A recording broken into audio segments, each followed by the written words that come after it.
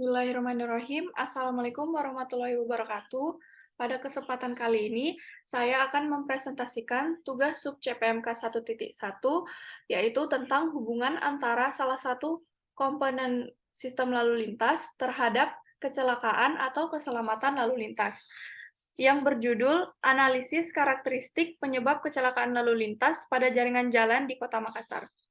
Sebelumnya, perkenalkan nama saya Anggini Cynthia Fardiansah dengan NIM 205111371 dari kelas Rekayasa Lalu Lintas C. Sumber publikasi yaitu saya mengambil dari tugas akhir salah satu mahasiswa jurusan Teknik Sipil, Fakultas Teknik, Universitas Hasanuddin Makassar pada tahun 2018. Nah, yang pertama ada latar belakang. Kota Makassar membuat peningkatan di segala sektor. Salah satunya yaitu di sektor mobilisasi dan transportasi. Sehingga hal tersebut akan mengakibatkan meningkatnya jumlah kendaraan di jalan raya. Sehingga adanya kondisi jalan yang mengalami kerusakan atau traffic light yang tidak berfungsi lagi. Nah, oleh karena itu, penulis menjadi tertarik untuk menganalisis dengan judul Analisis Karakteristik Penyebab Kecelakaan Lalu Lintas pada Jaringan Jalan di Kota Makassar. Nah, untuk lokasi penelitiannya itu ada di beberapa titik jalan di Kota Makassar itu sendiri. Nah, gambaran umum kondisi jalan yang rawan kecelakaan di Makassar. Sebelumnya, jalan yang rawan kecelakaan itu merupakan titik jalan yang memiliki potensi kecelakaan yang cukup tinggi. Nah, itu ruas jalan di Makassar dengan tingkat kecelakaan tinggi didominasi oleh Jalan Petarani dan Jalan Perintis Kemerdekaan. Hal tersebut terjadi karena pekerjaan jalan yang belum selesai dan padatnya kendaraan pada pukul 17 hingga 20 WITA. Kemudian, karakteristik sosiodemografi individu yang terlibat kecelakaan lalu lintas. Yang pertama, ada berdasarkan usia korban. Nah, pada kategori ini, yang mendominasi yaitu pada usia 21 hingga 30 tahun. Kemudian yang kedua, ada berdasarkan pendidikan, kemudian berdasarkan profesi, dan berdasarkan SIM korban. Kemudian ada karakteristik kejadian kecelakaan lalu lintas. Yang pertama, berdasarkan waktu.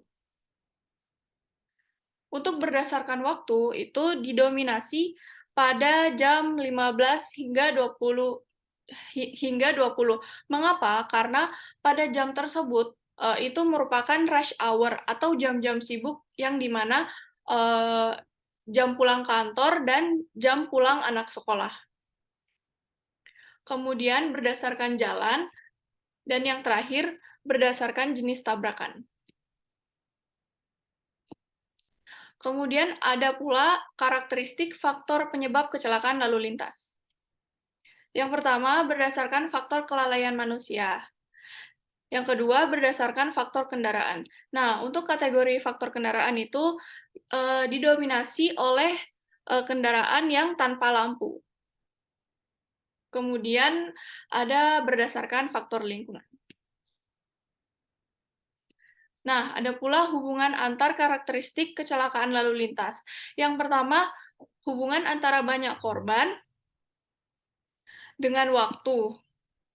Kemudian hubungan antara banyak korban dengan jalan, dan yang terakhir hubungan antara banyak korban dengan jenis tabrakan. Yang terakhir, kesimpulan. Nah, kesimpulan yang pertama yaitu berdasarkan data yang diperoleh dari bulan Januari 2011 hingga Agustus 2014, jumlah rata-rata kecelakaan tiap tahun yaitu 935 kejadian. Kemudian yang kedua, Waktu kejadian kecelakaan lalu lintas terbesar pada pukul 15 hingga 20,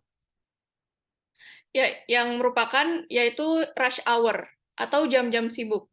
Terbanyak pada Juli di daerah rawan kecelakaan yaitu Jalan Perintis Kemerdekaan. Kemudian kesimpulan yang terakhir yaitu manusia atau pengguna jalan merupakan penyebab kecelakaan paling tinggi.